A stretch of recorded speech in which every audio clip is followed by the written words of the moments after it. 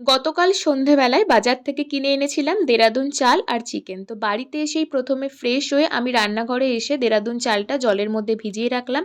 আর আমার খাওয়ার জন্য আমি একটু দুধ গরম হতে বসিয়ে দিয়েছিলাম।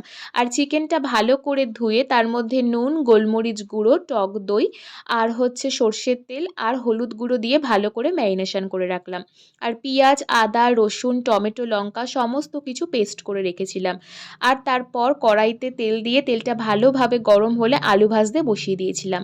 আর আলু ভাজার ফাঁকে কিন্তু আমি আমার ঘরে এসে দুধটা খেয়ে নিচ্ছিলাম। আর তারপর রান্নাঘরে গিয়ে দেখলাম আলু ভাজা হয়েই গিয়েছে। তো তারপর কড়াইতে আমি দিয়ে দিলাম গোটা গরম মশলা। আর তারপর কিন্তু ম্যারিনেশন চিকেনটাও আমি দিয়ে দিলাম।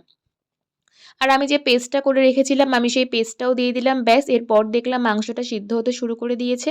তো আমি পাশের ওভেনেই ভাতটা রান্না হতে বসিয়ে দিয়েছিলাম। আর তার ফাঁকে আমি ঘরে এসে করছিলাম আমার হেয়ার কেয়ার। আর তারপর রান্নাঘরে গিয়ে দেখলাম যে আমাদের চিকেন আর ভাত হয়েই গিয়েছে। তো এই শর্টসটা কেমন লাগলো সবাই জানিও। দেখা হচ্ছে পরের ভিডিওতে।